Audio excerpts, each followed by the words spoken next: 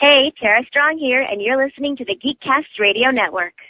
Today on episode 63 of the Cinema Geeks, we discuss the movie news and trailers coming out of ComicCon. We give the Han Solo spin-off movie a thumbs up or a thumbs down. We give you our thoughts on films like Spy, True Story, and Selfless. And in our main attraction, we compete in a box office showdown. All that and more coming up on episode 63 with the Cinema Geeks.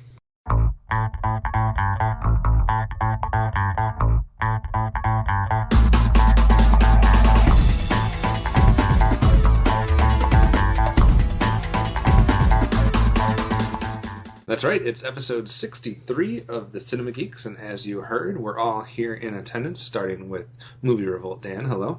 Hey, how's it going? Not too bad. And Hard Candy Mandy, hello. Hello. And yours truly, Optimus Solo. And we got a lot of stuff to talk about, but before we get to that, Dan, how has your week been? It's been going. It's been honestly a little bit uneventful. Just this is about the time my work really gets really busy, so I've been kind of prepping for that. We had a little bit of a pancake kickoff breakfast, so I got to spend much of a morning making pancakes, and people actually ate them and did not throw up, so I got that going for me, which is nice. There you go. You know you'll be able to make some pancakes for Connor. Exactly. I got that. I got like that, and I can boil water, so that'll all I need. You're set. Yeah. Amanda, I know you've had a busy week making the rounds, your first guest appearance on a podcast outside of the Geekcast Radio Network. What was that all about? Indeed. I was the guest for the review of Magic Mike XXL on In Session Films. And JD and Brendan were a lot of fun. So you have your first guest appearance out of the way, and there may be some other guest appearances coming up in the not too distant future. We'll keep that on the DL, on the hush hush. But Amanda's a popular girl, so she's making the rounds, and meanwhile leaving Dan and I here to just do the same old thing every week. Popular enough for Brennan to serenade me with some PYT, total girl. Total girl. I wasn't sure if I should get protective over that or not. Watch out. But if you guys haven't been keeping up with us, we have been busy here with the Cinema Geeks, and we got a lot of stuff going on. Obviously, we just had our half-year episode come out with our top movies of the year so far and some other fun lists. We also have our ongoing top 10 genre series of the half-decade from 2010 to 2014. So we've covered science fiction and fantasy. We've covered the animated films. We've covered the superhero comic book films, and we still have a few coming out very soon. So we got action, comedy, and drama still to go before we get into kind of some fun lists towards the end, dealing with actors, actresses, and movies overall. So that's something to keep your eyes out for and your ears out for. And then, of course, Dan and I have been doing our first director retrospective on Quentin Tarantino. And so far, the introductory episode is out there. We have an episode out for Reservoir Dogs, as well as Pulp Fiction. And coming this next week, you'll get to hear our Jackie Brown episode. So whether you've been listening or not, now would be a good time to hop on board and go back and watch those movies and catch up with us as we make our way through Tarantino's filmography. And that's been a lot of fun, Dan. Yeah, it's been great. I don't rewatch films enough, and I think it's great having an excuse just to do that. And it's also been cool just the experience of going movie to movie and just recording it has been a lot of fun. So, and the other thing too is we watch, or we usually, as I guess Cinema Geeks, we strive to watch as many current films as possible. You're always trying to catch up on as many of the current year, or sometimes catching up on the year before. And sometimes it's good to just go back and watch some of the older films or films from previous years. And I think the best part about this is watching all films from one director, kind of one right after the other, because it's a good experience, and it gives you some insight that you might not get if you watch them with big gaps in between. Definitely, it's cool seeing the progression of a career. Because even when I did it just as a written review, when I did Steven Spielberg's films, seeing the progression of someone, it's a fun experience, just going from movie to movie and seeing how the influence have changed. How one success might lead to another failure, or failure leads to another success. So that's been kind of cool too. Right, and we've got some great feedback so far, so we appreciate everybody that's been watching along with us and commenting via the website or Twitter or wherever. That makes it just even that much more fun to do it outside of the fun we have just recording it on our own. So as we start every week, we usually like to get into the box office, and we'll deal with the last week's predictions first.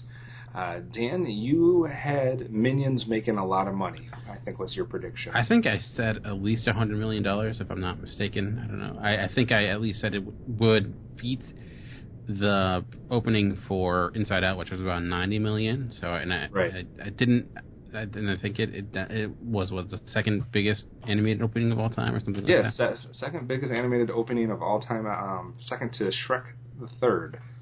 Which is just a shame. That seems wrong on so many levels.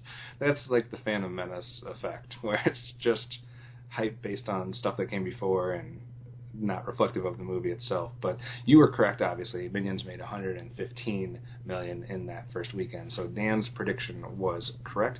Amanda, your prediction was that Selfless would come in at number 5? Yep. And The Gallows was the number 5 film. So a wrong prediction from Amanda, and my prediction was that Jurassic World would stay in second place, and I guess that is what happened. So top 5 from last weekend was Minions at number 1 with $115 million, then just a slight drop off to the number 2 spot with Jurassic World making $18 million. Holy catastrophe! Hey guys, it's Optimus Solo, and on behalf of the Cinema Geeks, I just want to apologize. As Robin said, we did have a minor catastrophe this week during the record, and unfortunately we lost 5 or 6 minutes worth of footage. Dumb. Those dudes are so dumb. Really, Michelangelo? Dude, it was beyond our control. But anyways. Let me explain. No, there is too much. Let me sum up. The first part of what you won't hear, unfortunately, was the 3 of us giving our box office predictions for next week. I didn't think it was physically possible, but this both sucks and blows. We agree, Bart, but I'll do my best to fill in the gap. As I said before, let me sum up. So the box office predictions for next week were as follows. Movie Revolt Dan came in with a prediction about Ant-Man's opening, and he was saying that Ant-Man will have the lowest opening weekend total out of all the Phase 2 Marvel films, somewhere probably in the 70 to 75 million mark. Hard Candy Mandy had the prediction that Trainwreck would beat The Gallows, her Achilles heel in last week's prediction, just trying to take out some anger on The Gallows. And my prediction was 4 parts, and that was Jurassic World would have passed the 600 million mark by the time the record went out. Minions would have passed the 200 million mark, and Inside Out would have passed the 300 million mark. And the fourth caveat of that prediction was that for only the second time in the entire year, we would have a weekend where the top 12 combined surpass the 250 million mark. That's something that Box Office Mojo keeps track of, the top 12 totals each weekend, and we've only had one time where those total films have passed the 250 million mark. So the last part of my prediction was that would happen for the second time. After the box office predictions, we started our news, and we started with the news story about John C. Reilly signing up for a sequel to Wreck-It Ralph. Unfortunately, you won't get to hear Dan's reactions to that news story, but he was overall positive and gave it a thumbs up. So that's it, and we will rejoin the conversation as I throw it to Amanda for her thoughts on a Wreck-It Ralph sequel. Again, apologies from the Cinema Geeks, and hopefully you'll understand and forgive us. I stand by my disappointed groan. Amanda, what about you on Wreck-It Ralph? I really enjoyed Wreck-It Ralph. It took me a long time to see it originally. I think I just saw it last year, or earlier this year. Mm-hmm. Earlier this year when we were getting ready for the animated list. And I was taken by surprise with how much I enjoyed it. So I like John C. Reilly in just about anything I see him in, and his voice equally so. So I'm excited. All right, I'm going to give it a thumbs up too. I think there is some stuff there that would be interesting, and like Dan saying, the world leaves some stuff up there that you could explore. I know they're talking about different ways they could go. I don't know if it would be, continued in the arcade world. I would hope so, but there's been talk of more of the mobile gaming and stuff like that to try to make it a little bit more modern. But we'll have to see what direction they go. But I like the film, so I'm all for seeing more of that character in that world. So. Outside of that, we have some news on, or some pictures that were released for the Ghostbusters film, the reboot film, and that contained a picture of the new car that would be used in Ghostbusters. I don't know if it technically has a name yet. I didn't see in the article if they were calling it the same as they did in the regular Ghostbusters or if it's going to have a different name, but obviously a little bit of a different look for the car. Dan, did you see that picture, and what do you think? Thumbs up or thumbs down on the style there? I think it's fine. I think it's fitting for the original. It seems that it's enough of a callback to the first one, but different enough that it's not an exact replica. I will say, though, thumbs down on the fact that, like, every little news story that comes out of this movie, like, I feel like someone sneezes on set, and then that's the headline news. But I think thumbs up on the car. Yeah, I'm going to be the same. I think thumbs up on the car. It's just enough of a nod to the other movies, but not necessarily complete... not necessarily rip-off, that's the wrong word, but not, just a carbon copy. So I think they did a good job with that. What about you, Amanda? So everything Dan said, that's how I feel. All right. Good to go. I know another one of the big stories that was making the rounds and having people all excited either in positive or negative ways was the idea that one of the spin-off movies in the Star Wars universe would be about the young Han Solo as he becomes the person that they would eventually meet in the actual films that have been out where Obi-Wan and Luke run into him. So how he becomes a smuggler, how he gets to that point. And the news was directly related to the fact that the Miller and Lord from the Lego movie will be the ones directing this Han Solo spin-off movie. Dan, this whole idea, thumbs up or thumbs down, or just with those directors attached, or any way you want to go with this one? Well, I think with those directors attached, I have to go thumbs up with anything they're doing. They have not... They've proven themselves they can pretty much make anything work as of now. Though seeing them step into something that's not a comedy, that'll be intriguing and see how that goes. I will say there is a little worry just because when you think young version of someone in Star Wars, it's hard not to think of young version of Darth Vader and how that worked out. So I'm just hoping that it doesn't ruin the character or it does the character justice.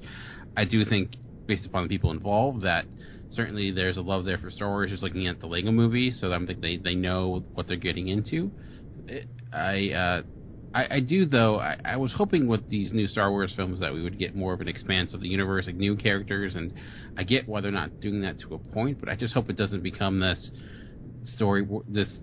continuation where we just get more stories of characters that we already know, because there's so many more things out there that I think they can go into than just young versions of characters.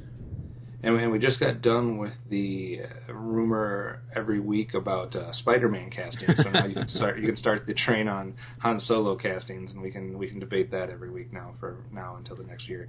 I think the other thing that I think Brendan from In Session brought it up actually was part of what he likes about Han Solo is the mystery that you don't know how he got the way he did, or you don't know a lot of his past. There's a little bit of a mystery to that, and he said that's kind of what he likes best about that character. So he was saying that he doesn't really want to see the backstory here, and I know a lot of other people are very concerned about how you possibly cast anybody in such a iconic role or something that Harrison Ford made so famous, how you do a younger version of that. And he did it in Rocky.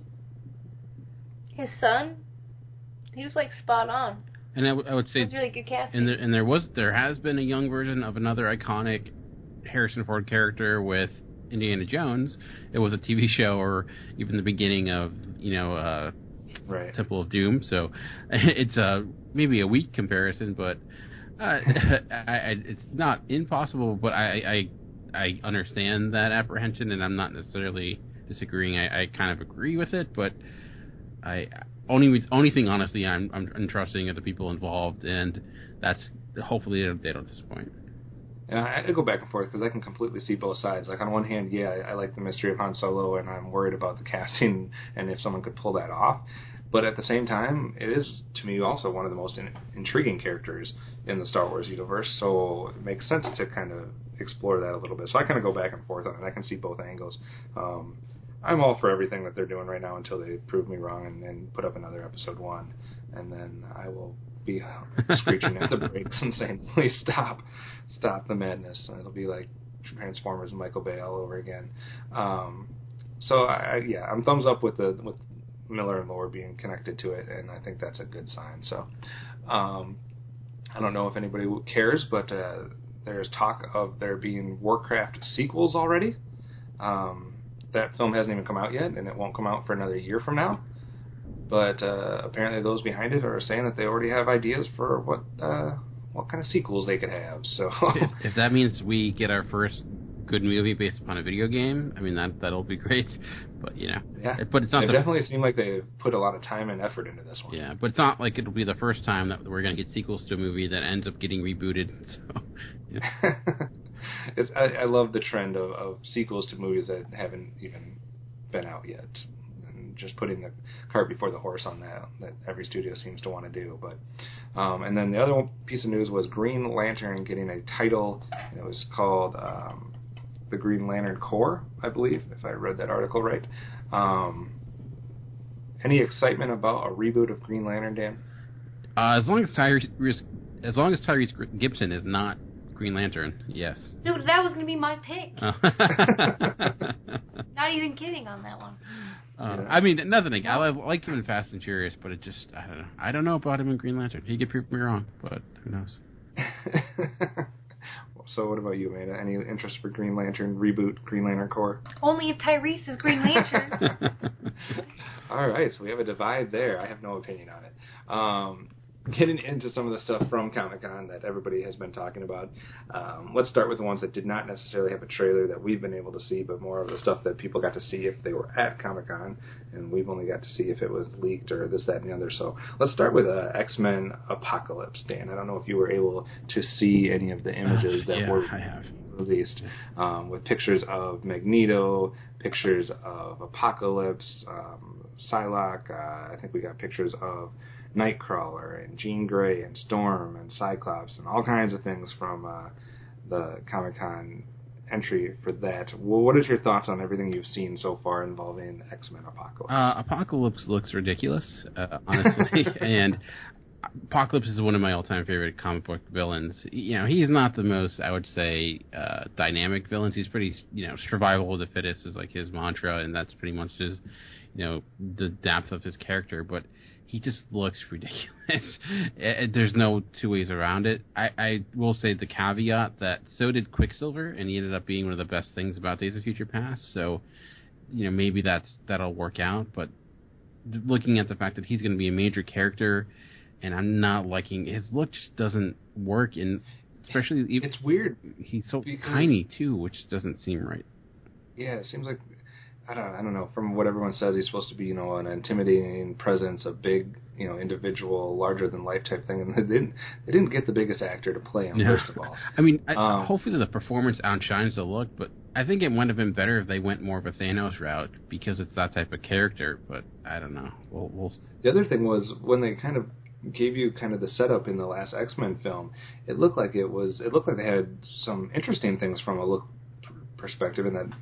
It's almost like that thing that looks like Epic from behind, and then it turns around and it's just like some type of weird face, like cartoonish or something. That was just like, I don't understand that. I'm with you. Go ahead. He may have multiple looks. There's a potential because, not to get into the comic book discussion, but there's like armor he wears, so there might be different looks to him depending upon it, and he does grow. You put him in water and he grows. Not really, but and I'm guessing there'll be some CGI elements as well, so it might actually look better in context. But as of right now, I think it looks awful. Yeah, I think that was definitely the worst looking character out of the bunch. Amanda, do you agree or disagree on the look of Apocalypse? Yeah, I didn't think he looked as big and scary and intimidating as he should be, and I think that overall what I saw, there was a lot of color, a lot of bold color, really outlandish costumes and hair and all that good stuff. But I grew up watching the the cartoon on Fox back in the day. And I just love all the characters in general, so I'm excited for this movie, regardless of how it looks flamboyant it looks, I guess. Dan, what was your take on some of the other characters? Magneto, Psylocke, Nightcrawler. Jubilee. Yeah, I think all the other characters look great. I like Magneto's addition of extra color to his look. I think Psylocke looks just like the comics, but she's perfect. Storm is kind of cool with the mohawk. That'll be fun.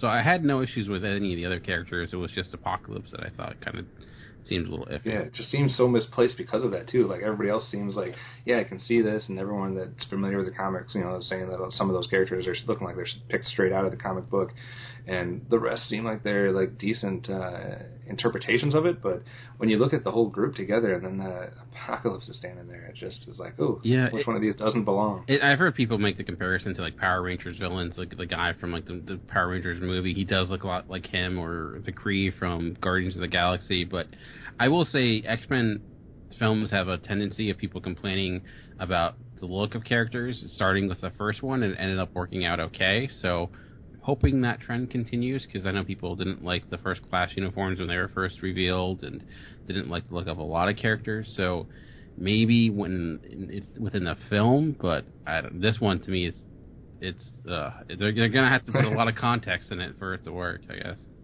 Right. Moving on to another thing that came out of ComicCon, and that is involving Deadpool. I don't know, Dan, if you were able to see the footage. Yeah, the bootleg footage of someone from the background with the tilted camera of the trailer. Yeah, I did watch that. So what was your thoughts on the tone and the portrayal, or kind of the first look at as far as what the feel is going to be for this film? I think the character of Deadpool looks awesome. I love how the eye is specifically it's almost CGI. I'm guessing they have CGI in them, and he looks cartoonish. He really stands out when it comes to comic book characters. It looks funny. It looks at the tone of Deadpool like I would expect.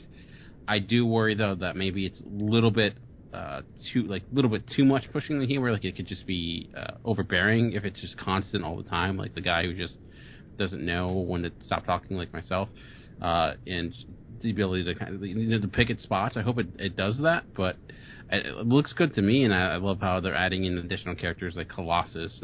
That's pretty cool. I didn't know he'd be such a big part, so I'm looking forward to that. What do you think, Amanda?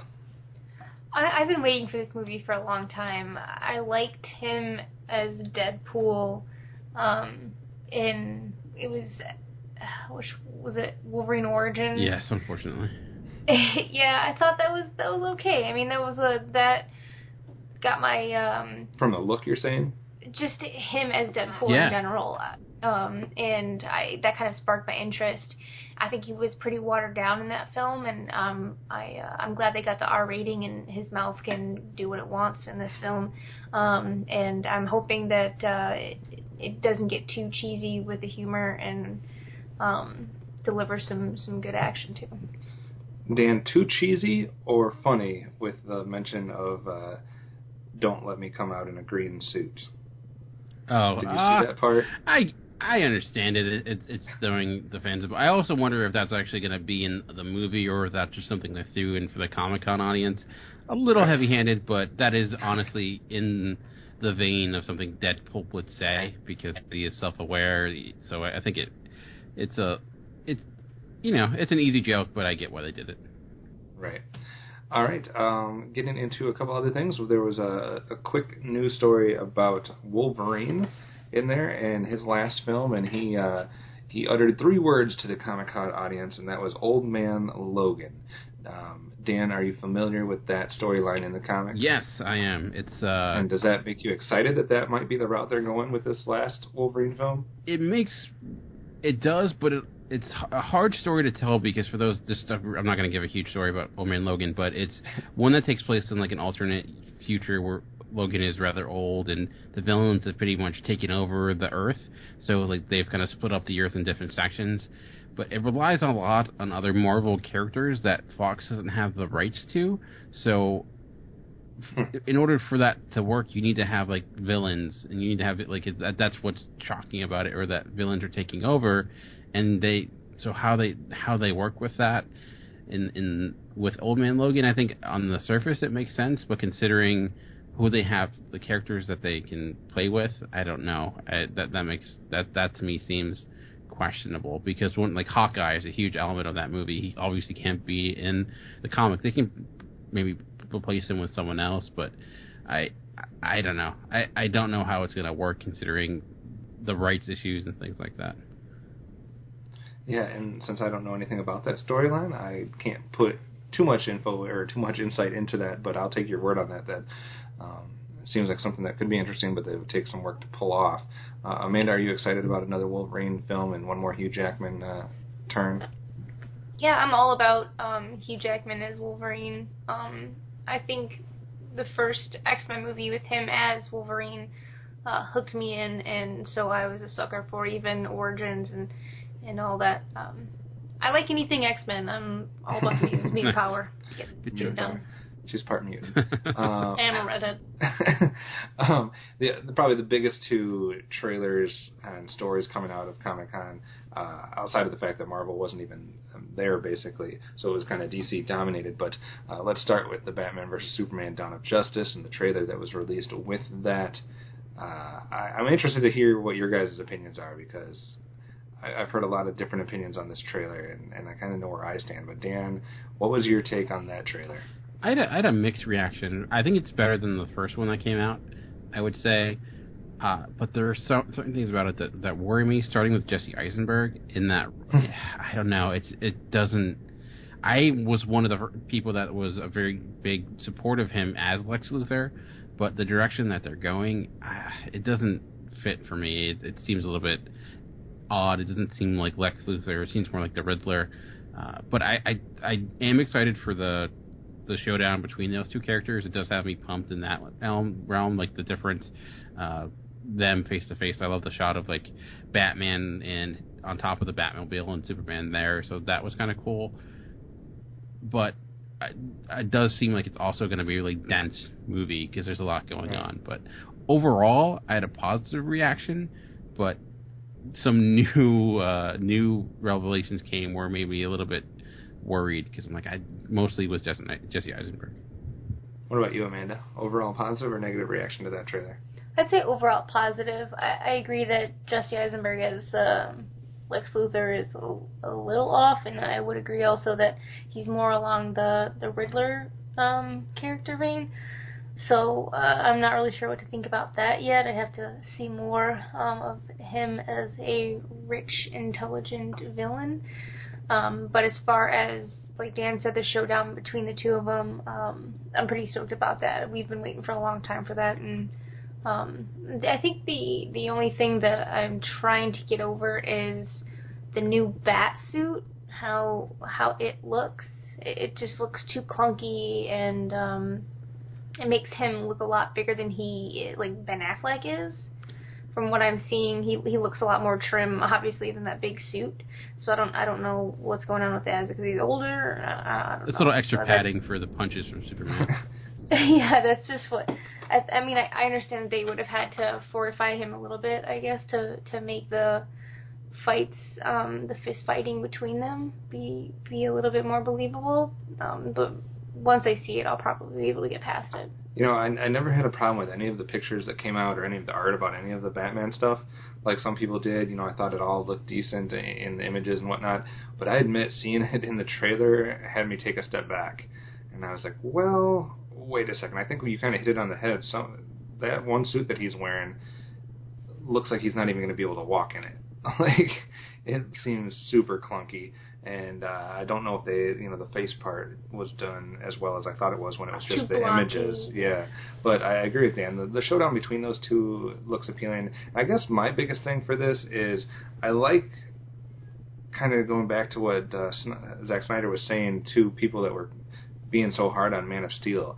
I like that this is basically saying, like, all the people that were up in arms that Superman can't kill people and Superman wouldn't, destroy civilization and this, that, and the other. Like, it's almost like they were just getting excited too early, in my opinion, because this movie is directly touching on that, and it's dealing with that in a way that I think is intriguing and I think it works. So I don't know. I like that they're kind of not caving into that as much as saying more so that it was like that's part of the development of this story that we've been doing. You guys just kind of jumped the gun and got your panties in a bundle, maybe, Dan? I don't know. I don't know how you feel about it. Like my interpretation, I wonder if that was reactionary. Like I don't get the sense that was the original plan. I mean that's just, of course, don't really know, but considering like after Man of Steel, they've changed course, because that was the original idea, was supposed to have Man of Steel 2, and then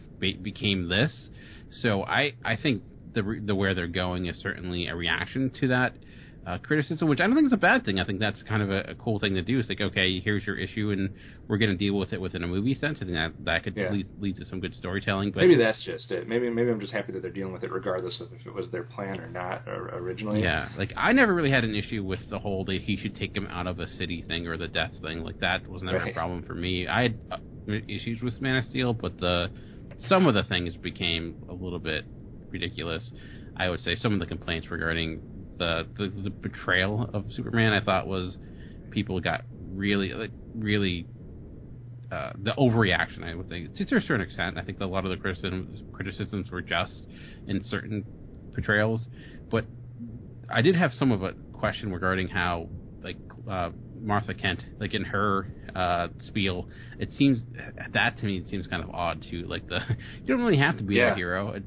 I'm like, I don't understand why they have to make his parents be kind of jerks. It's like, you can just let them all die. It's like, what's wrong with you? I kind of liked what she said, though. You don't, owe this planet anything, and I kind of liked that view on it. It kind of took me back a little bit. I get it to a point, but it kind of threw me off a little bit too. But nothing threw me off in this as much as, like you guys said, Jesse Eisenberg.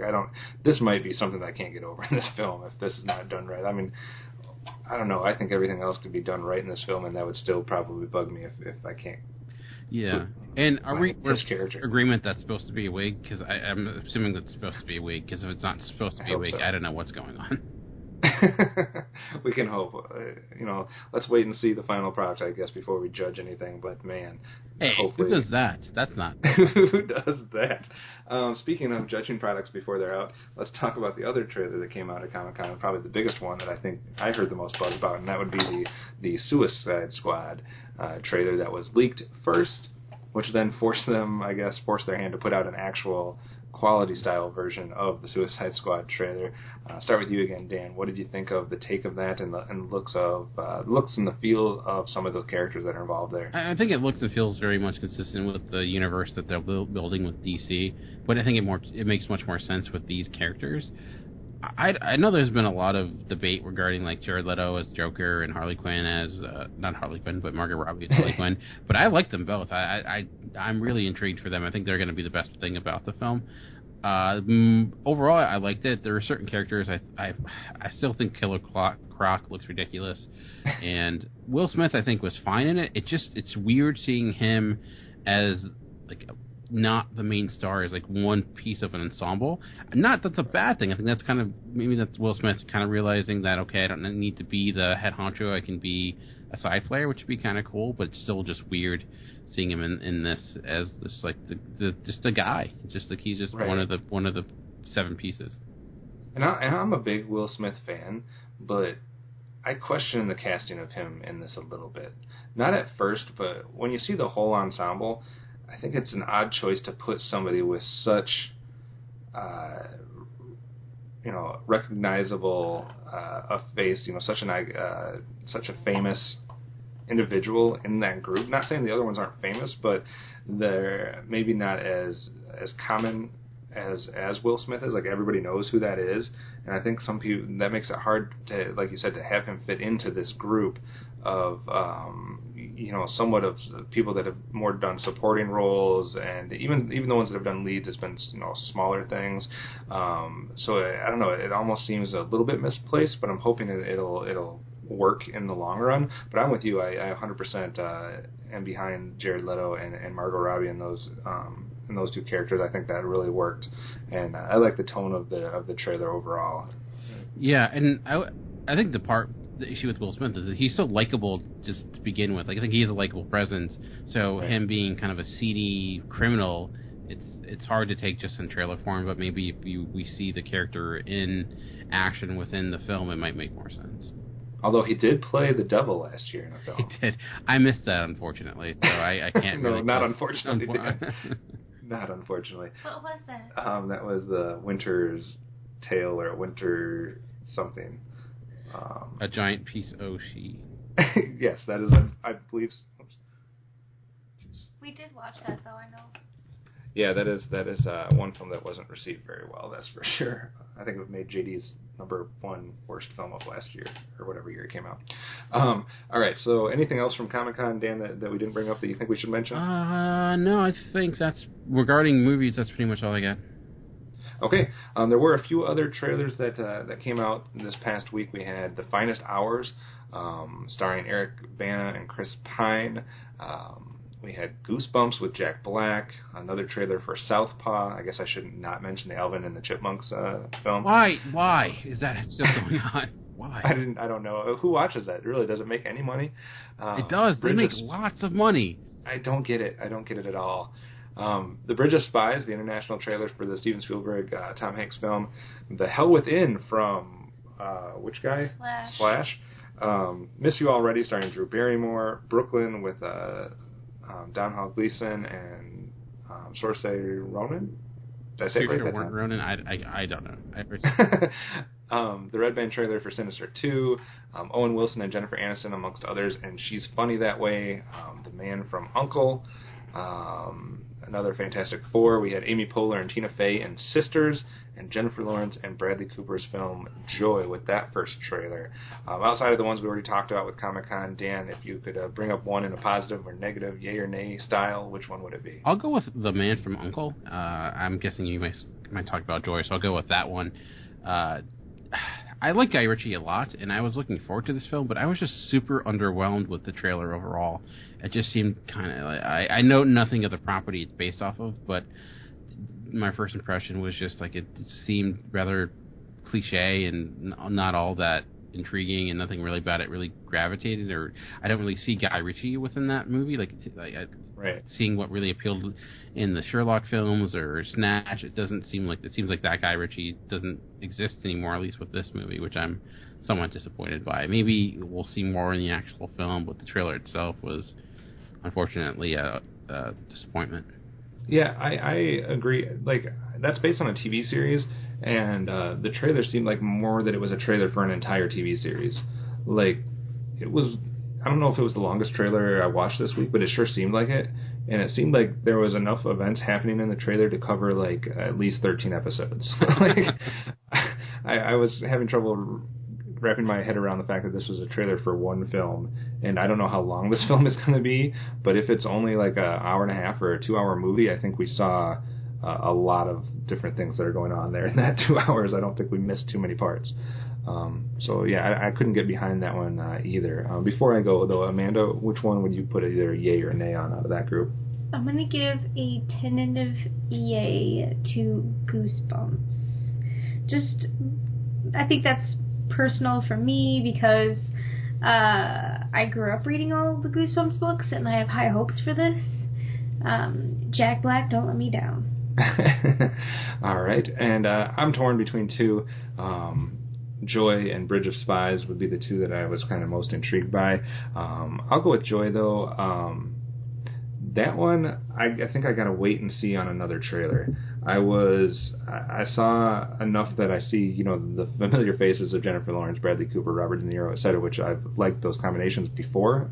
Not Serena notwithstanding, but that trailer seemed a little bit all over the place, so I think I almost need to see another trailer before I can fully judge that one.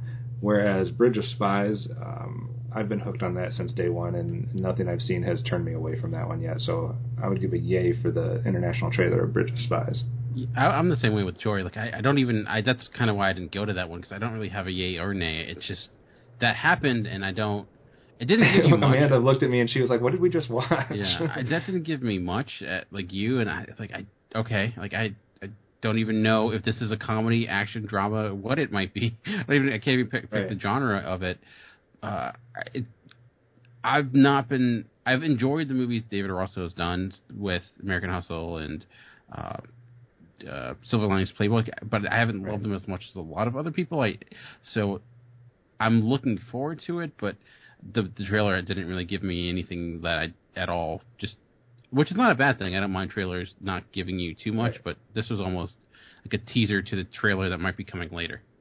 Right, yeah, it was definitely a hard one to wrap your head around. So, but we'll have to let everybody else let us know what you guys thought of some of these trailers, what you guys thought about the ComicCon news, the trailers coming out of that, or any of these other trailers that we did or did not talk about. Let us know which ones you're excited for or which ones you're not excited for. We're going to take a quick break, and when we come back, we'll get into our main attraction, a box office showdown, as well as some comments on movies that we've been seeing and have watched this last week. So we'll be right back after the break. After these messages, we'll be right back. Hi, this is Greg.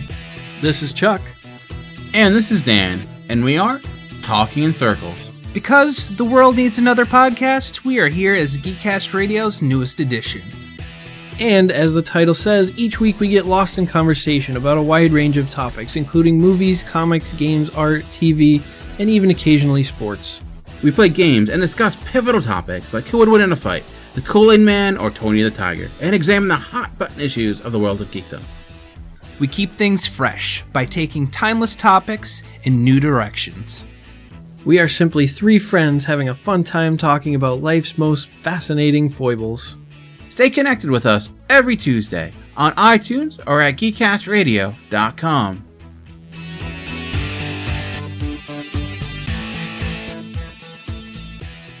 Hey guys, it's Optimus Solo and Hard Candy Mandy. And we just wanted to let you guys know about another podcast out there that we both think you would all enjoy. It's one of both of our favorite shows to listen to, and it's none other than the True Bromance Podcast. True Bromance is a movie podcast hosted by longtime friends Hyro and Barry, and if you like to smile, laugh, and just be genuinely entertained while listening to movie talk, then this is definitely the right show for you. Each week, the guys break down a recently released movie, and not only do they tie in the movie that week to the beers that they are drinking during the show, but they also tie it in to a real fun top and bottom 5 list associated with that movie.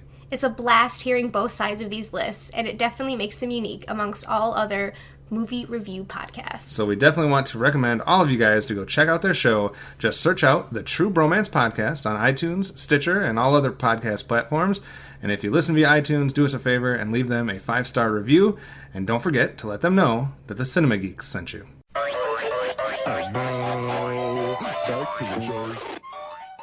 Alright, and welcome back. And today we're going to play a brand new game. Hopefully it works out well. We'll see how it goes. It's called Box Office Showdown. It's simple, to the point, and it's simply that I will be giving Amanda and Kevin 2 films. And their job is to try to determine which movie made more.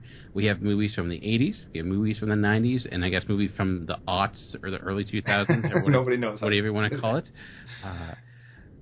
This is interesting because we were talking about, I don't know if it was last week or the week before or whatever, about, it must have been in the retrospect of how you kind of look back at films from your childhood and sometimes you can get really surprised as to what worked and what didn't work at the box office because you're just used to the movies you loved as a kid, and it could have been something that made nothing. Exactly. Well, we'll see some surprises here, and there is one wild card, and that's one that has 3 choices.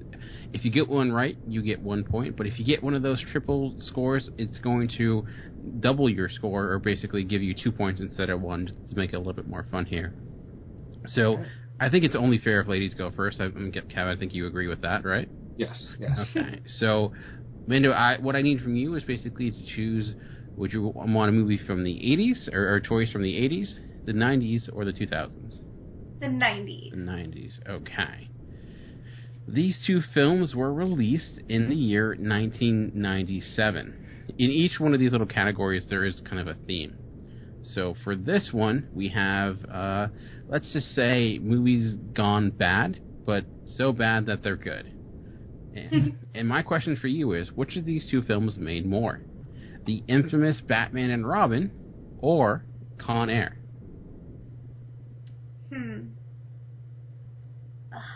What's your brain thinking on this one? See, that's the thing. How are you rationalizing it? And I want to say Batman and Robin just because I love it. Don't hate. Con Air's, I feel like it's a staple as well. So you going Batman and Robin? I'm going to go Batman and Robin. Okay. Well, Batman and Robin made $107 million, good enough for 12th place in 1997. Con Air made $101 for good for 15th place. So you're correct. Batman and Robin did make more in 1997. Nicolas Cage not coming through there. No. So think about that for a second, that Batman and Robin made $100 million. So is that the one with Mr. Freeze? That is the one with Mr. Freeze. Yeah. Star Power came through and got us some money. Yes. All right. Kevin, same question for you. 80s, 90s, or aughts? Oh, man. I'm almost afraid that my instinct would say 80s, but I'm afraid that that's going to be the one that's going to be the hardest. But we'll stick with it. We'll go with 80s. All right. These movies came out in the infamous year, 1982.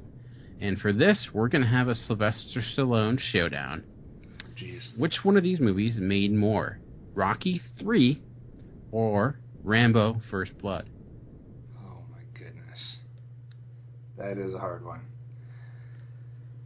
Oh, man. All right, Sylvester Stallone. Let's think back to when I was 1 year old. when you were on Box Office Mojo, showed Box Office Mojo in 1982. We remember what happened that weekend? No, I don't. I don't remember when we broke this one down back then. Man, back when Rocky. Podcasts were on 8 tracks. Right. You had to have the CB radio and all that. Man, Rocky's such a popular franchise, but I think Rambo First Blood was like one of the most popular in that series as well. I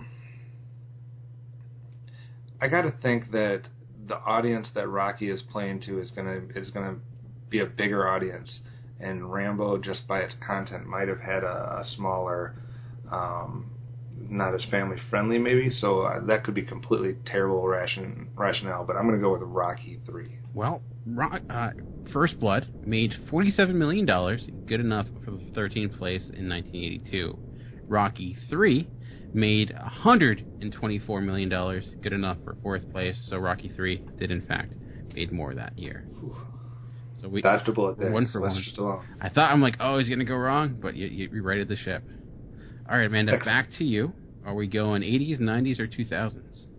I want to stick with the 90s. Sticking with the 90s. So 90s girl. All right, both of these films came out in the year 1991. And let's go with... We did action. Let's go with comedy this round. Two, I guess, debatably comedy classics. What made more?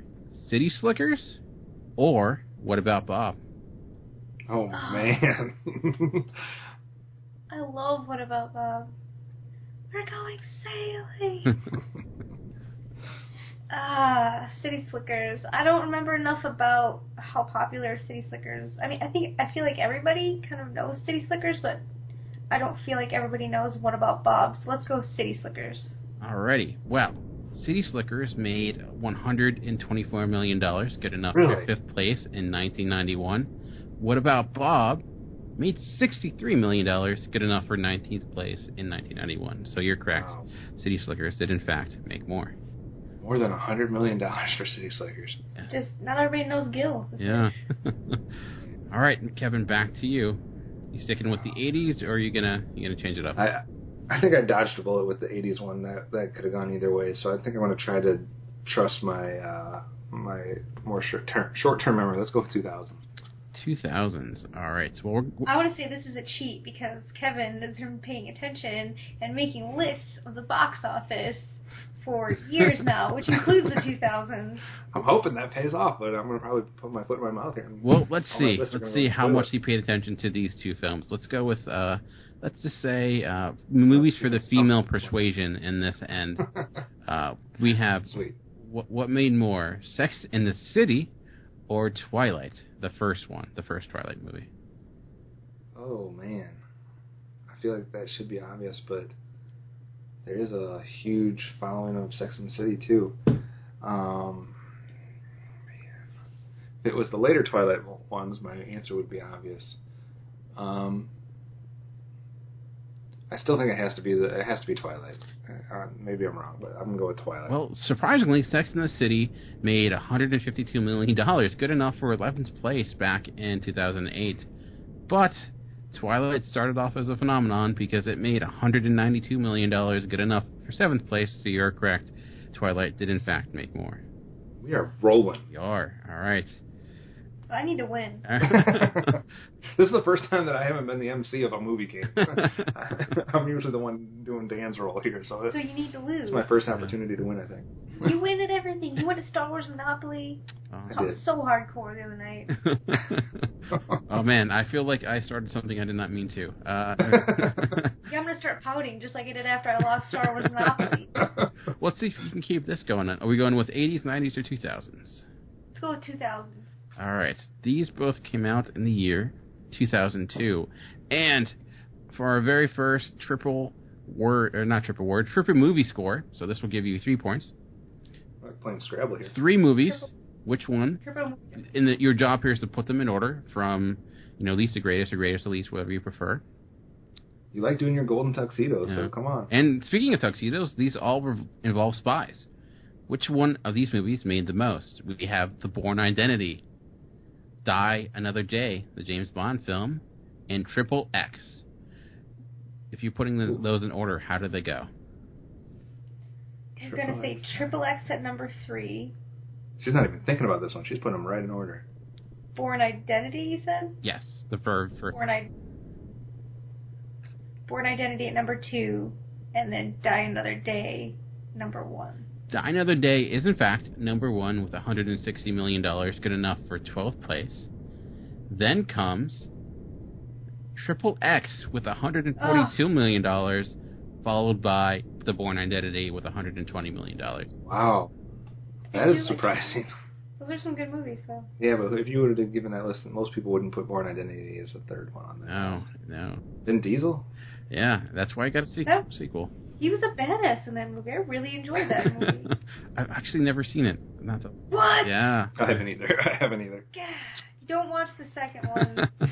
But it has Ice Cube in it. I mean, how could it get worse? All right. Well, Kev, can you pull ahead here? You going 80s, 90s, or 2000s? Oh, man. I haven't done 90s yet. Let's be fair and pick all the decades. All right. We'll go with another movie from 1991. 2 movies from 1991. Both, I would say, fun action films from 1991. One that's getting a reboot, of course, coming out later this year. We have Point Break or The Last Boy Scout. Which one made more? Oh, man. I loved The Last Boy Scout back in the day. Did either of those films make any money?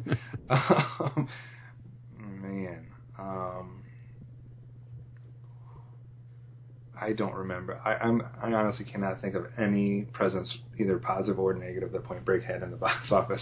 No knowledge of that whatsoever. Last Boy Scout, I swear that probably did better on DVD or in rentals than it did in theater. That is a complete guess. I'm going to just randomly go with Point Break. Well, Point Break made $43 million, good enough for 29th place in 1991. The Last Boy Scout made $59 million, good enough for 21st place, so Last Boy Scout, in fact, made more. So we're still tied 2-2. Man. All right. Couldn't pull ahead. Choked. I will say that we have 2 more categories left in the 90s, but we still have plenty in the 2000s and the 80s. So. All right, made it. Let's try our luck with the 2000s again. Okay. Alrighty, well, let's go with 2 family films coming out in the year of 2002. We have Scooby-Doo or Adam Sandler's classic, Mr. Deeds. Which one made more? Mr. Deeds or Scooby-Doo? Hopefully the people listening are having fun being tormented with these decisions as well. This is live action with Freddie Prinze Jr. and Sarah Michelle Gellar. Yes, the live action, I should specify. Yeah, the actual. Written by James Gunn. I think even directed by him as well. The guy who did Guardians of the Galaxy. This is not movie 78 in the animated series directed. No, it is not. It is an actual live action film with the guy who, what's his name that did Matthew Lillard. Yeah, Matthew Lillard. Yeah. I seen this and I had fun with it. I quite enjoyed it. My little brother wanted to watch it all the time. So my nostalgia brain is kicking in. I want to say Scooby-Doo. But I think Adam Sandler might have been almost peaking at this point. He was well past his peak. Or peeking out, I guess. Fudge. Let's say... I'm going to say Scooby-Doo. Go with the underdog, literally. All right. Well, Mr. Deeds in 2002 made a total of $126 million, good enough for 20th place. Scooby-Doo made $153 million, good enough for 13th place in 2002. So, rock on. I did not realize Scooby-Doo made nearly that much money back then. Yeah, that's crazy. I liked it. I think the big name cast and the nostalgia factor did it some justice. All right. I think your definition of big name cast. Dude, Freddie Prinze. Where has he been in the last? Buffy the frickin' Vampire Slayer. Matthew Willard. I love that guy. So let's keep it going, Kev. You're currently losing 3-2. Thanks for bringing that up there, Dan. Technically, it is. It's still anyone's game. You go with 80s, 90s, or 2000s. I'm going to try to go the same route she did. It helped her this last one, so I'll try to match her in the same decade she was just in with the 2000s. All right. Well, let's go with 2008, 2 animated films, and with WALL-E or Kung Fu Panda, which one made more? I was thinking that was going to be a slam dunk for me when you said animated films. But those two, I'm not 100% sure which one made more. Kung Fu Panda, WALL-E. Man. Amanda's trying to influence me over here. The pressure is on. WALL-E obviously was the more critically acclaimed one. But as we know with Shrek the Third, that doesn't mean much. I don't know what everybody keeps hating on Shrek the Third for. I like all of the Shrek movies. We know your affinity for animated sequels. Man, I really want to go with Kung Fu Panda on this one. Yeah, I guess something tells me I should go with Kung Fu Panda, and that it was one of those where WALL-E was the better film but didn't make more in the box office. I don't know. Alrighty, well, Kung Fu Panda, it did make $215 million, good enough for 6th place in 2008. WALL-E made $223, good enough for 5th place in 2008. So WALL-E, in fact, made more. She's gloating. You can't hear it, though. Very close. All right, she could take the big lead now. Yeah. You going with 80s? I mean, we'll say 2000s are starting to thin out a little bit, but we still have plenty of 80s. All right, let's throw caution to the wind and go into the 80s. Yes. All right. Well, we'll go with... Try to give this Jamoke a chance. 2 science fiction classics, quote-unquote classics. We have Tron. Both of these came out in 1982. We have Tron or Blade Runner. Which one of these made more? I'm going to go with Blade Runner. Well, Blade Runner made $27 million, good enough for 27th place in 1982.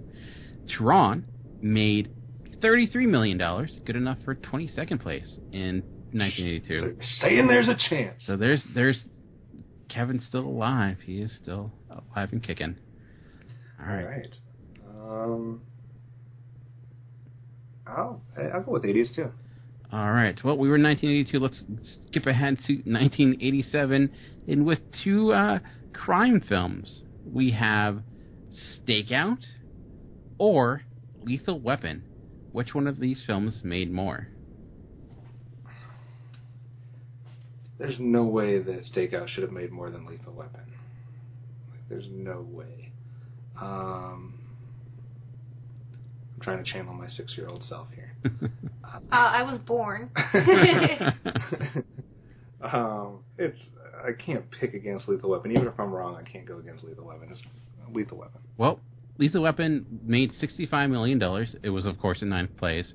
And Stakeout, well, it made $65 million as well, but $665 million and $673,000, which was $400,000 more than Lethal Weapon for good enough for 8th place. So Stakeout, in fact, made more than Lethal Weapon in 1987. Are you kidding me? I am not. Nobody would have predicted that unless there's like a Stakeout. Like, I didn't even know what Stakeout was until I did this. There must be... Man, who was in that? I don't even know who was in it. Yikes. Okay, Amanda, you got another chance to clinch it. What are our categories? We got well, I'll give you we have categories in the 80s, and I will say in the 80s we have an classic 80s action film showdown, along with a baby showdown, which we'll talk about in the way. In the 1990s, we have art house showdown, and in the 2000s, we have a franchise showdown, as well as a comic book showdown. I know where she's not going now. What? You're not going to pick the 90s. The babies one? No, the art house one. Oh, yeah, there's that. Art house may be about, I would say, Academy Award showdown. Oh, okay. There are movies you've heard of. Anyone's heard of. Where are you going? Okay, we said babies, She's comic intrigued. books, and then a franchise? Yes. As well as an action one in the 80s as well. And there's also... I know you like your babies. There's also a classic comedy showdown as well. Let's do the franchise. Franchise showdown. The movies came out in 2002. Two of the biggest franchises of all time. We have Star Wars Episode 2, Attack of the Clones, or Harry Potter and the Chamber of Secrets. Which one made more? Oh, I'm pretty sure this is the hardest one ever. In the history of this long history of this game, I would agree. In the history of this game, Dan. This one will be remembered. It's gonna go down in the game books. Dan did some excellent choosing of these films, that's for sure. Episode 2 and Harry Potter 2. I would say Harry Potter because I love it, but there's a lot of fandom attached to Star Wars. So Harry Potter and the Chamber of Secrets made $261 million, good enough for 4th place in 2002. Star Wars Episode 3, Attack of the Clones, made $302 million, good enough for 3rd place in 2002. So Star Wars, in fact, made more. Even bad Star Wars. I should have Star gone Wars, with Star Wars. Big people have more money than little people to spend on movies, and the fandom around Star Wars, I should have known. So only little people like Harry Potter? Not following. Dan, I got to close out the other one for 2000s. All right. Last one for 2000s. This, again, is our triple movie score. So we have 3 films here, all comic book movies, and the task is putting them in order. This is huge. He knows this. We have Iron Man, we have Hancock, and then we have The Incredible Hulk. Which one made the most? Obviously, which one made... what is the order for these 3 films? All right. Oh, man. Incredible Hulk didn't make that much money. If I remember right, that was one of the lower comic book grosses, if I think. For some reason, I think Hancock made more than people realize. And Iron Man seemed like... It's hard because that was the first one, and it's hard to say if it wasn't until after that where the craze happened. I'm gonna go with Iron Man first, Hancock second, and Incredible Hulk third. Well, Iron Man was first with $318 million. Second came Hancock with $227 million, good enough for 4th place. And Incredible Hulk was way down there at 17th place with $134 million. If he comes back and wins this, you're not going to see this, but he's going to get a punch right in the mouth. So, what is the score right now? We have Kevin with 4 points and Amanda with 3 points. God damn it! So we are out of the 2000s. We have 2 more from the 90s, and we still have a good amount from the 80s. Where are you going? Catch up, girl. Let's go with the 90s.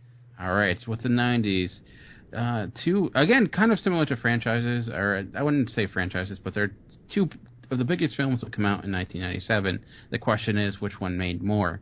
We have Men in Black, or The Lost World, Jurassic Park. Which one made more? I know my answer. Steel. I love Men in Black. I can watch that movie forever. But Jurassic Park already was established. And it had that following already. Shit. Okay, I guess Jurassic Park, The Lost World. Well, The Lost World, Jurassic Park made $229 million, good enough for third place in 1997. Men in Black made $250 million, good enough for a second place in 1997. So Men in Black actually made more than The Lost World. Fuck. Don't doubt Will Smith, man. We just talked about Hancock. Like you knew. I honestly would have done Lost World myself too. When I did that one, I was like, oh wow, I would have not guessed that. So. I will go back to the 80s then. All right. Well, let's go back to the 80s. Let's go with A Baby Showdown. Which one of these made more? You'll get it when you see it. Hear it. 3 Men and a Baby, or Dirty Dancing. Oh man. I'm trying to put myself back in 80s mode here, and they were all about the actors that were in 3 Men and a Baby. We're not talking about 3 Men and a Little Lady. We're talking about 3 Men and a Baby. And that is correct. I know Dirty Dancing is the more... people probably know more about that now than they do, but I gotta go with 3 Men and a Baby. Well, Dirty Dancing made $63 million, good enough for 11th place in 1987. 3 Men and a Baby made $167 million, good enough for first place in 1987. First place? Yeah. What? That was the biggest movie in 1987. What a sad year for film. Oh, man. All right. I'm feeling good about my position here. Man, you still have it. We have enough for you to come back. We have one left in the 90s, but the rest are 80s. Do you want the last 90s films, or are you going to go old school? Well, let's wrap up the 90s. All right. Again, 2 Academy-nominated films here. Which one made more, Good Will Hunting or L.A. Confidential? Who the fuck is in L.A. Confidential? Wow. You got Guy Pearce, you have Russell Crowe, and Danny DeVito, Kevin Spacey. Let's go with Good Will Hunting. Well, Good Will Hunting made $138 million, good enough for 7th place in 1997. L.A. Confidential made $64 million, good enough for 24th place in 1997. So Good Will Hunting, in fact, made more.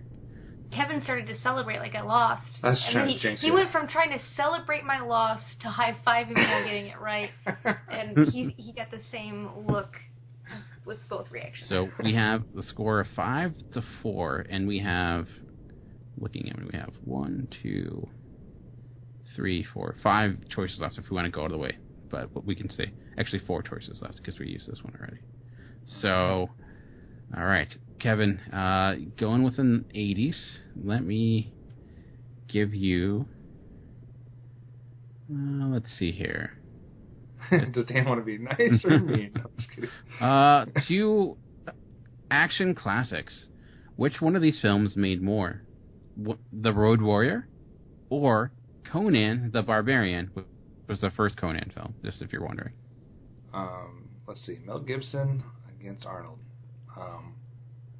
At this point in their careers, I gotta say Arnold is going to be, I guess it's right at the beginning of both of them, for the most part. Yeah, I think, Man. I gotta say that it had to be Conan. Well, Conan made $39 million. Jesus. Good enough for 17th place. That was good enough for 17th. Yes, it was. The Road Warrior made $23 million, good enough for 31st place. So Conan, in fact, made more. All right. Pressure's on. You got to get them all right. All right.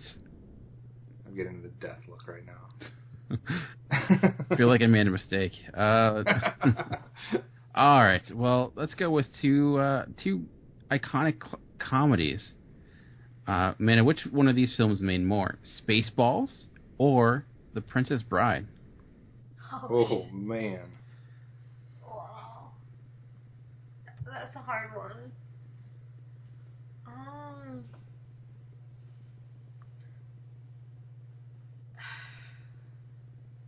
I know what movie I like more. Let's go with Spaceballs. I'm going to go on a limb. If I'm losing, I'm going to go down and play the Wolverine. Well, Spaceballs made $38 million, good enough for 31st place in 1987. The Princess Bride made $30 million, good enough for 41st place in 1987. So Spaceballs, in fact, did make more.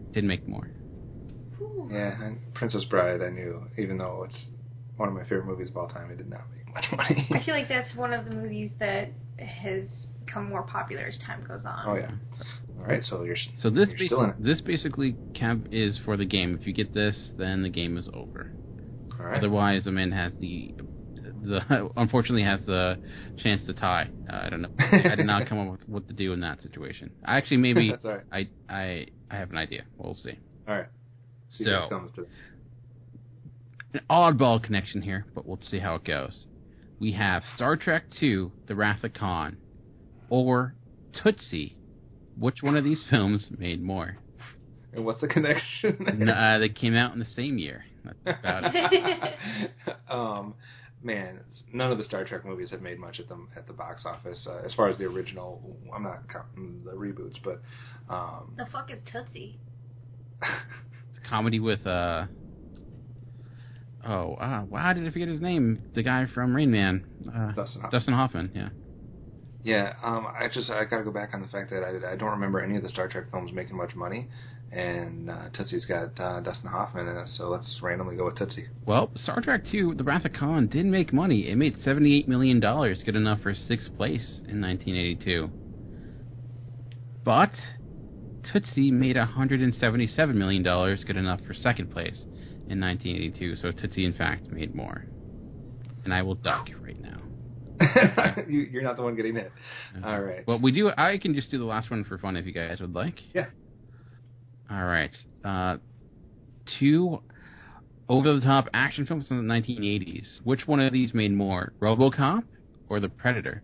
You love Predator, so I know you're going to be inclined to go there. I'm thinking Predator might not have been as big of an audience, though, because it's a little bit more gruesome, and RoboCop was huge. What do you think, Amanda? I'm going to say Predator. I'm going to say RoboCop. Well, surprisingly, this last question was for the game, so Amanda wins, because Predator actually did make more. Thank you, Dan. For $59 million, we're at 12th place, where RoboCop made $53 million, good enough for 16th place. But that's a close one. $8, no whammies. $8, no whammies. All right, so hopefully you guys enjoyed Box Office Showdown. Yeah, that was fun. Definitely surprised on some of those and some of the amounts that were... I'm still surprised that 3 Men and a Baby was number 1 on the box office. Yikes. Interesting. Getting into our next section, which would be what we've been watching in this last week. I know, Dan, you've been catching up on some films from this year, so why don't you start off? Oh, yeah, sure. I'll start off with True Story. Did you see this? I couldn't... Yes. You did? Okay. For those that don't know, it's based upon a true story, obviously. Yeah, that's redundant. But starring Jonah Hill and James Franco. Jonah Hill plays a New York Times reporter who basically gets fired for fudging a story. Shortly thereafter, James Franco is arrested. He plays a person accused of murdering his family, and he ends up using this reporter's name, and they end up getting connected and starting this kind of interview process. And it's rather cliche or seems very obvious, but I think the best thing about the film is, in fact, the story behind it. It is intriguing. It's really weird. It's strange. Being the fact that it is based on reality just makes it that more interesting. The issue I had with it is that I think James Franco could have got a little bit better direction. I think his performance is good, but the issue is much of the film is Jonah Hill's character interviewing James Franco, and it's like seeing him trying to kind of fall under his spell or wonder if in fact this character is telling the truth. But Franco plays it in such a creepy, obvious way that there's no question that this guy is crazy, or there's no question that his intent. I could understand why he'd be infatuated with him in the sense of similar to the Jinx that came earlier this year with Robert Durst. He's just a strange person, but I don't think there's ever any question with the way he's acting that.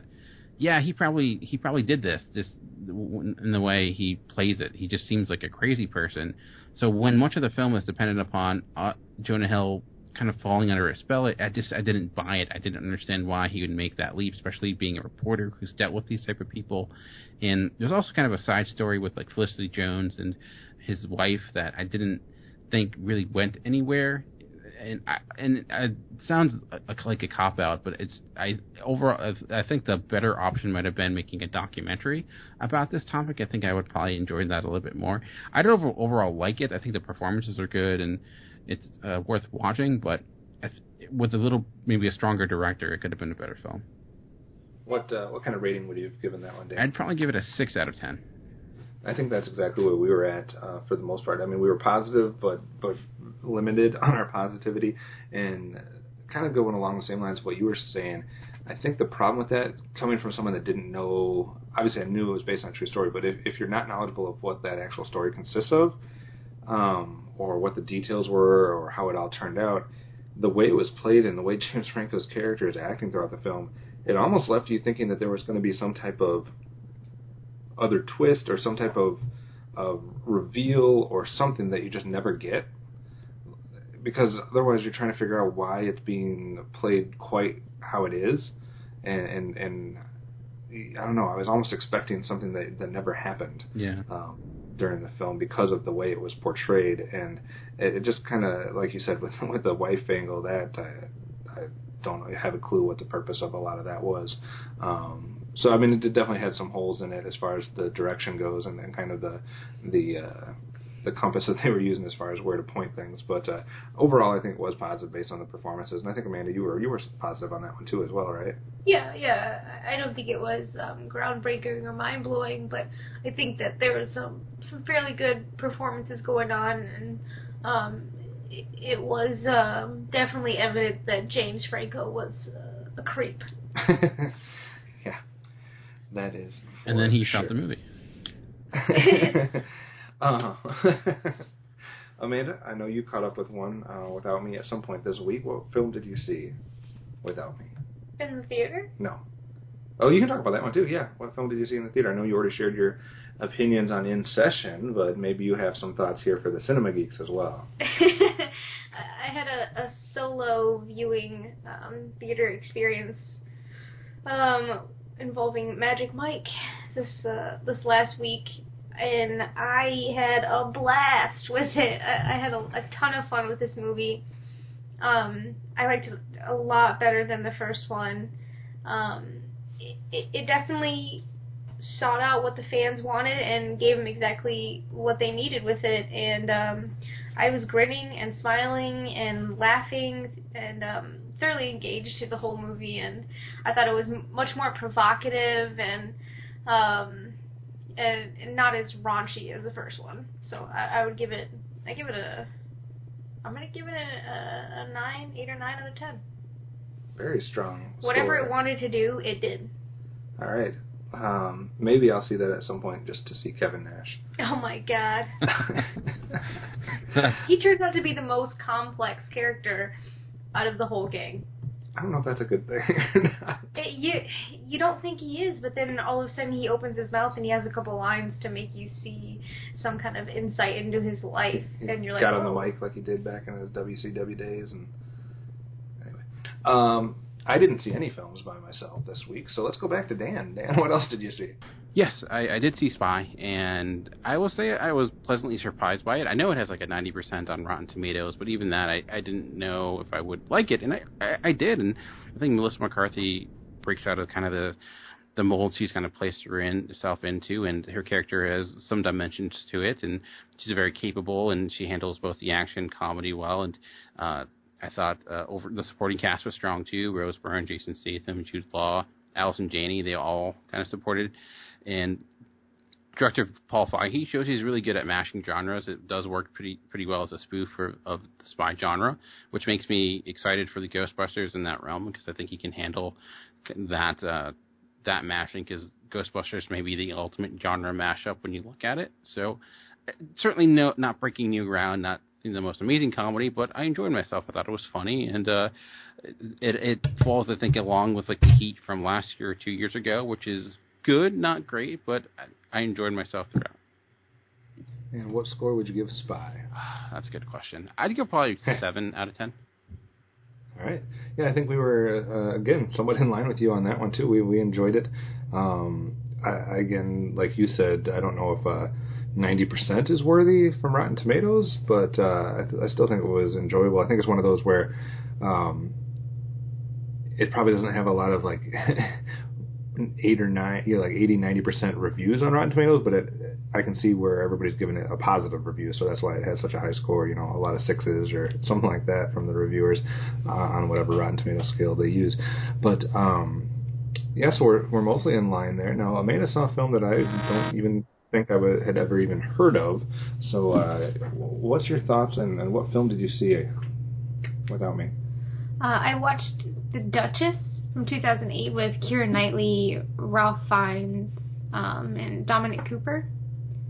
And I think it's right in line with all the other period pieces that Keira Knightley has done. What I gather is based on a true story of,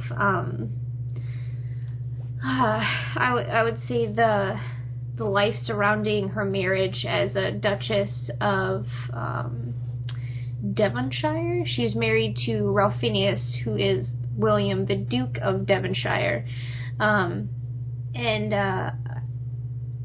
This is kind of a long film. It took me 2 days to actually get through it, and I found the second half a little bit more compelling. I actually sobbed in this movie.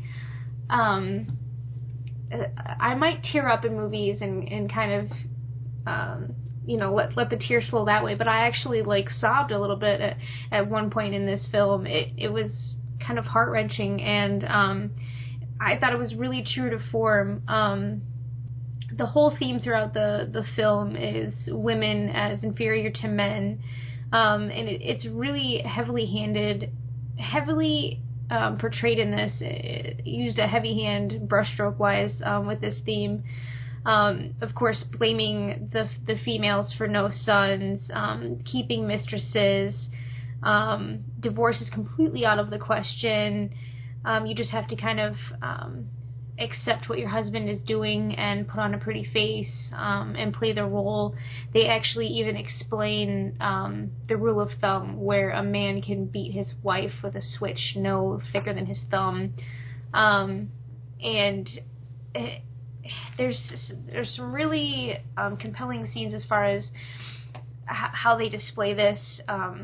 The husbands being able to take the children away from the mothers,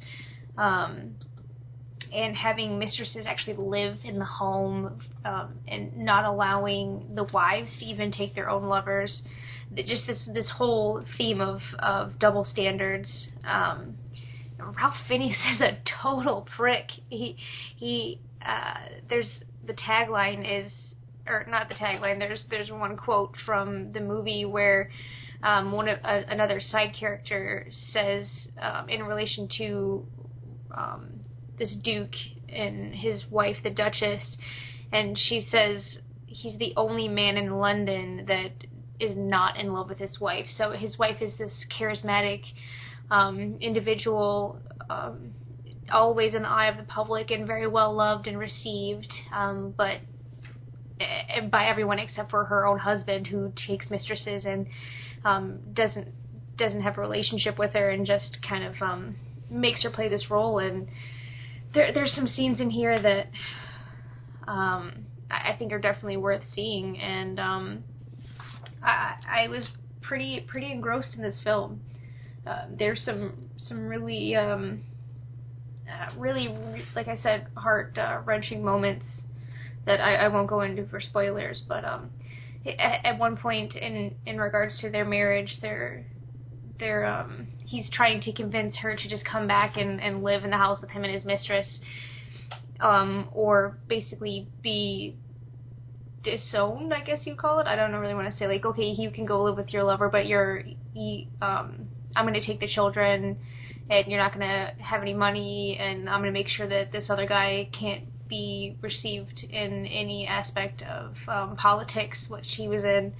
And he says, this is going to be the biggest mistake of your life. And she said, no, I made that 1 year ago. So I thought that was a pretty powerful line. I like that it was true to form, along with having it be based on a true story. And what grade would you give The Duchess? I would give it a 7.5. All right, so a 7.5 for The Duchess. Dan, I think there was at least one more film that you saw this week that you wanted to bring up as well, right? Yeah, I saw Adult Beginners, starring Annie Kindler, Mark Duplass, again, Rose Byrne. It was actually weird watching Spy in this, like, within 2 days of each other, because there are so many of the same similar actors. And Adult Beginners, Annie Kindler plays this guy who was this once mogul, and his one project ends up falling through, so he ends up moving in with his sister and his sister's not Mark. I said Mark Duplass, but Mark Duplass is not in this. He produced it. But he moves in with his sister and his sister's husband and their kid, and he basically becomes this like pseudo babysitter as he tries to get his life kind of rebounded. The movie that I was like highly reminded of watching this was from last year, The Skeleton Twins. I don't think it's nearly as good as The Skeleton Twins, honestly. Kindler's strong if you've seen him in like The League, and he's certainly a really strong comedic presence, but I think in this he showed a little bit more range as an actor. But I just think there's like, it doesn't really, I don't know where it wants to go. The drama is almost like unwilling to go as far as it needs to for it to really have any weight, or every time it gets close to something that's really dynamic or upsetting, it just stops and goes someplace else. So it's neat, and the comedy isn't really high end. It's just kind of middle of the road throughout. So I think it's worth watching. I think it's overall a smart film with what it's talking about, but I think the execution could have been a little bit better. And I'd probably give this around a 6.5 out of 10. All right. So, and any other films from you, Dan? That was it. I also need an extension of my homework like you do as well, honestly. I started watching Blue is the Warmest Color, and I was watching it during the day and I live on the bottom floor, where my living room is on the bottom floor, and our windows are open, and I was looking outside, realizing people are walking by, and thinking, not the best idea in the world, considering some of the content of that movie. So I've watched most of it, but I hope to finish it soon. All right, so we'll both take extensions on our homework from next week. We're going to go ahead and let Dan cut out at this point because he has fatherly duties to attend to.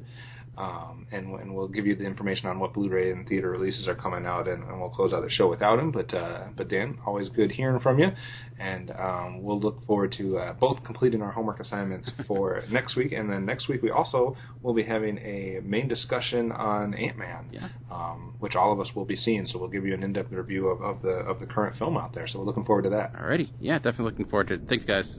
Fortunately, got to put my other hat on, so I'll talk to you guys. Sounds good, Dan. Talk to you guys later.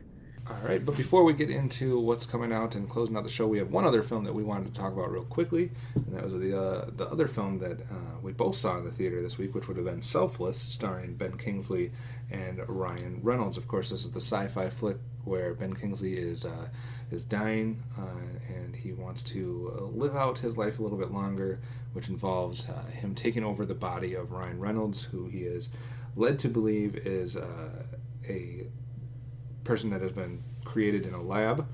And then as the events turn, this is not really that much of a spoiler, it's in the trailer, we learn that Ryan Reynolds was an actual person, and Ben Kingsley is starting to see that and see visions and snippets of stuff like that, and kind of how he's dealing with that and his interaction with the people that run the lab that allow this whole thing to happen. So what was your basic thought on Selfless, Amanda?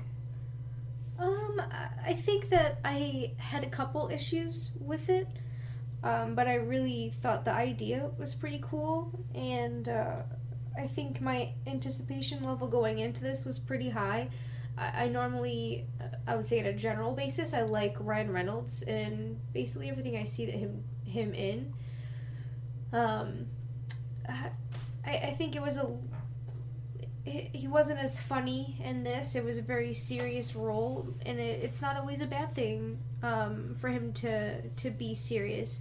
I think thinking back, the first serious role I saw him in was Amityville Horror, and I was really impressed with that too. It's a very different role for him than like Van Wilder or even Deadpool that's coming out. I liked him. Liked a lot of aspects about his character. Ben Kingsley, I thought was a little underused, but I think I enjoyed the film overall. Yeah, this is one of those things where, like, we were just talking about Spy, but we didn't, we liked it, but we didn't know if it was 90% good. This is one that, yeah, there might have been problems, but it does not deserve the rating it has either. I think it's in like the 20s or something. It's just getting completely tanked, and I think that's a little bit harsh. I agree with you. I could have done with some more Ben Kingsley. Number one, just because he's a kick-ass actor and it's fun to watch him, but I think the movie would have benefited from seeing more of his character, because what happens is you have a brief snippet of his character, so that's all you can base it off of, and you're led to believe he's a specific type of person. And I think you don't see that type of person at all, though. Right, and I think the movie fails because when he takes over Ryan Reynolds' body, now that person seems to have just disappeared, and you question the motives and the character decisions that he makes, because it doesn't seem like the decisions that would have been made by the Ben Kingsley character that we were introduced to. So I think that's kind of where my biggest flaw for the movie is. Other than that, I think it's a clever concept. I think it's a decent idea. I think there's decent parts to it, but I just think it left me wanting a little bit. It didn't quite deliver as much as I was hoping it would, and I think a lot of that has to deal with some conflicts between Ben Kingsley acting like Ben Kingsley and Ben Kingsley acting like Ryan Reynolds, and they should have been two separate characters, just one. You mean Ryan Reynolds trying to act like a character that might have been what Ben Kingsley was like, but you don't know? Right, because you didn't right. see it? So, it seemed like he was clearly acting like that character acted. And I know there's some blurriness there where you're saying, well, it's part Ben Kingsley and there's part Ryan Reynolds and you have to suppress it or whatever, but it seemed like he was just acting like his character would have in the film, instead of like Ben Kingsley's character. So I know that's very confusing probably for a lot of people, but if you like science fiction and that type of stuff, if you like the premise, I'd say it's worth a watch. It's not nearly as bad as everyone's making it out to be. No. But it's also not going to blow you away like some science fiction can at some point. So for me, I think overall a grade on my end, I'd probably be giving this one like a 5. Maybe if I was feeling real good, I'd give it up to a 6, but I'm gonna stick with a 5 out of 10 for this one. What about you? I think I'm gonna give it a 6. I think one of the biggest things that I thought was kind of a joke in this was it the original Total Recall where the henchmen kept getting like new bodies, basically? Mm-hmm. I felt like that happened in this movie, like with the henchmen. Like, oh, we're just gonna give you a new body. We're gonna give you a new body. You're gonna keep regenerated. So I think a couple of the aspects kind of brought it down for me, but I hold it at a 6 because I think it's definitely worth a watch, and I did enjoy it. All right. So that does it for the things that we've been watching this week, as it goes for stuff that is coming out to the theater. Like we mentioned, we have Ant-Man and Trainwreck, but we have some other stuff coming out to the theater that might interest some of our listeners as well. I know a lot of people love the documentary The Act of Killing, and the follow-up to that, The Look of Silence, is supposed to be released in limited or video on demand, some type of service here on this weekend to go along with Ant-Man and Trainwreck. We also have The Irrational Man, which is the Woody Allen film starring Joaquin Phoenix and Emma Stone. We have the old version of Mr. Holmes with Ian McKellen, which I know a lot of people are intrigued at. And then as far as limited video on demand releases, we have The Stanford Prison Experiment, which I know has been getting a little bit of buzz with Billy Crudup and Ty Sheridan. You have Leela and Eve with Viola Davis and Jennifer Lopez. You have a biopic called Gloria on the Latin American pop rock icon Gloria Trevi. A Hard Day, which is an Asian crime film. Steak Revolution, which is a documentary about trying to find the best steak.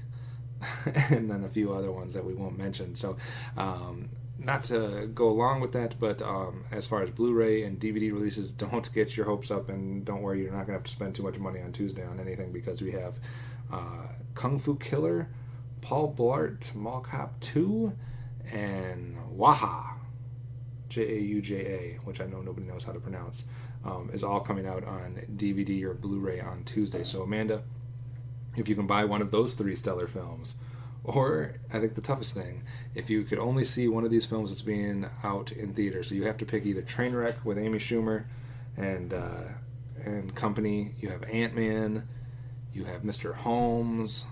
Which one are you going to see?